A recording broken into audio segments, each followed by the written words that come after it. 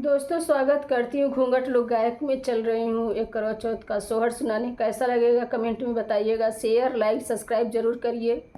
हमको भी आशीर्वाद दीजिए, आप लोग आगे बढ़ाइए। जय श्री राम।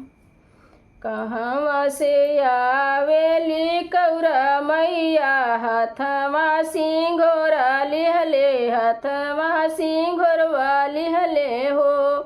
सखिया कहवा से आवल चंद्रमा त नगर जोर भइल हो। सखिया कहवा से आवल चंद्रमा त नगर जोर भइल हो। कैलाश से अइली करवा मैया त हाथवा सिंघोरा लिहले, हाथवा सिंघोरा लिहले हो।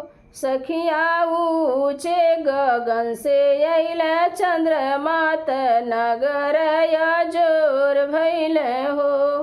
सखिया ऊँचे गगन से अइल चंद्रमा त नगर जोर भइल हो। हाथी चढ़ी अइली करवा मैया, हाथवा सिंघोरा लिहले, हाथवा सिंघोरा लिहले हो। सखिया रथ चढ़ी अइल चंद्रमा मात नगर जोर भइल हो।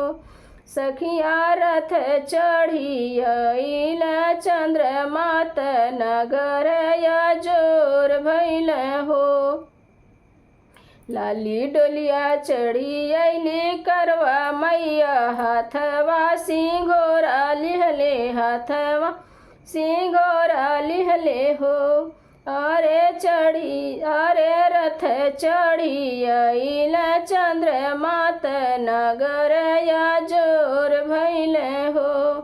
अरे रथ चढ़ी अइल चंद्रमा त नगर जोर भइल हो।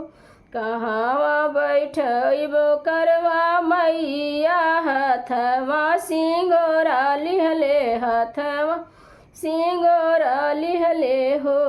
सखिया कहवा बैठइबो चंद्रमा त नगर जोर भइल हो। सखिया कहवा बैठइबो चंद्रमा त नगर जोर भइल हो। आंगने बैठइबो करवा मैया त हाथवा सिंघोरा लिहले, हाथवा सिंघोरा लिहले हो। सखिया ऊँचे सिंहासन बैठइबो चंद्रमा त नगर जोर भइल हो। सखी ऊँचे सिंहासन बैठइबो चंद्रमा त नगर जोर भइल हो। काउले पूजबो करवा मैया त हाथवा सिंघोरा लिहले, हाथवा सिंघोरा लिहले हो। सखिया काइले पूजबा चंद्रमा त नगर जोर भइल हो। सखिया काइले पूजबो में चंद्रमा त नगर जोर भइल हो। नारियल मिठैया से पूजबो करवा मैया त हाथवा सिंघोरा लिहले, हाथवा सिंघोरा लिहले हो। सखिया करवा में कुश डरिया रग देबो त नगर जोर भइल हो। सखिया करवा में कुश डारी पूजब त सागर जोर भइल हो।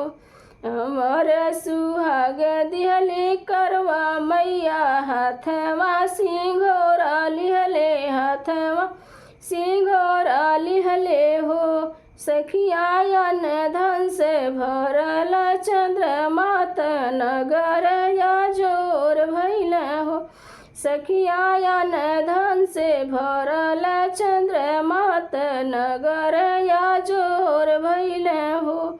कहवा से आवेली करवा मैया, हाथवा